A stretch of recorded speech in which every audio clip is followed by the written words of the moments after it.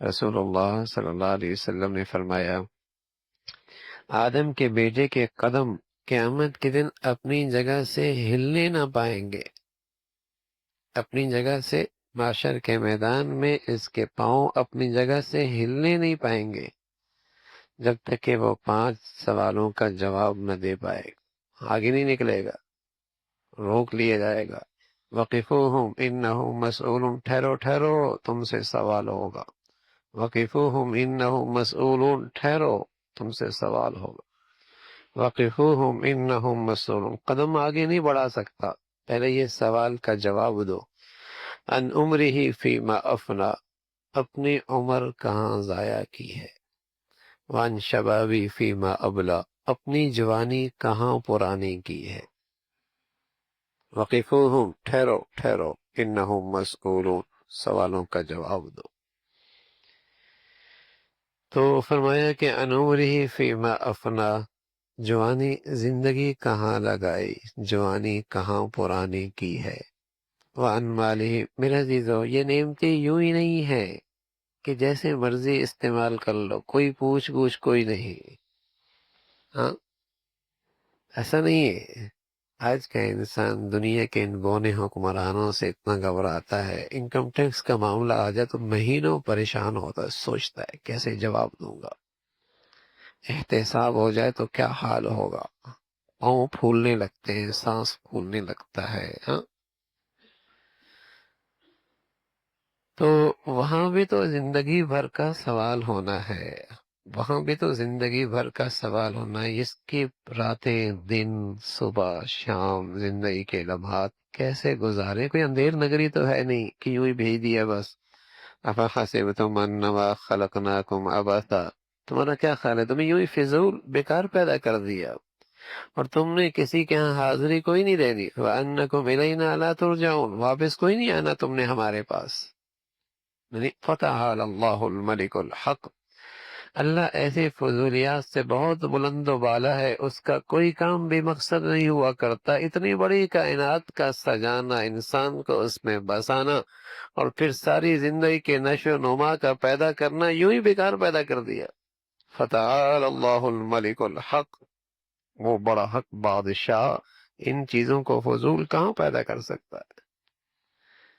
تو ایک سوال ہونا ہے، اس سے کہا جائے گا وقفہم، ٹھہرو ٹھہرو، انہم مسئولون، پوچھ ہوگی کہ جوانی زندگی کہاں گزاری، جوانی کہاں پرانی کی، وعن مالہ من این اکتسب، مال کہاں سے کمایا، یہ مال تمہارے پاس کہاں سے آیا ہے، پوچھو گی مال کہاں سے آیا ہے۔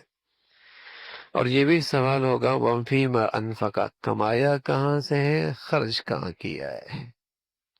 میرے عزیزو، آج نہ حلال حرام کی تمیز رہی ہے، اور قسم خدا کی نہ خرچ کرنے میں حرام حلال کی تمیز رہی، نہ کمانے کی ہمیں تمیز رہی ہے، نہ خرچ کرنے میں تمیز رہی ہے۔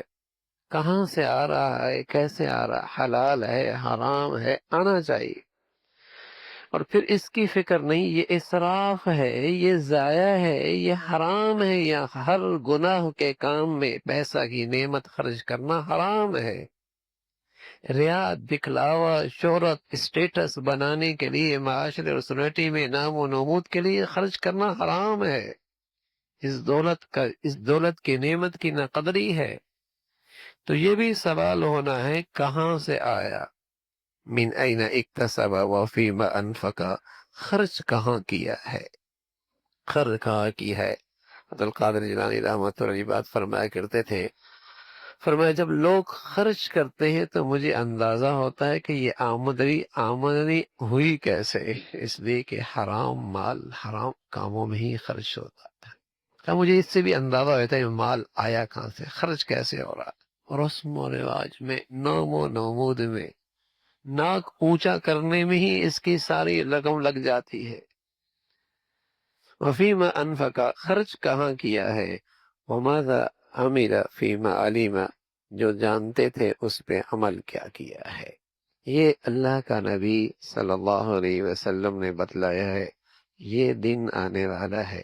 اور بھائی آپ فرمایا کرتے تھے من مات فقد قامت قیامتہ، جو مر گیا اس کی قیامت تو ہو گئی.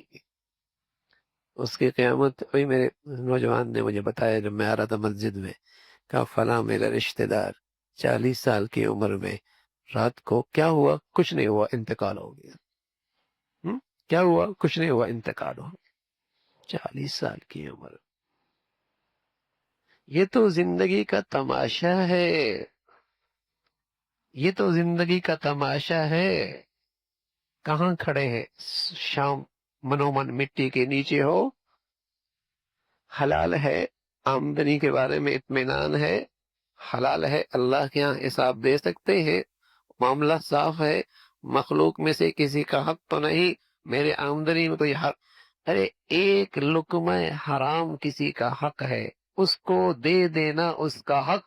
یہ 1 کروڑ روپے صدقے کرنے سے افضل ہے. ایک حرام کا لقمہ اپنے مال سے نکال دینا یہ کروڑوں کے صدقے سے افضل ہے. حرام حرام ہے. خرچ کہاں؟ مال کمایا کیسے؟ کہاں کھڑا ہے؟ خرچ کہاں کر رہا ہے؟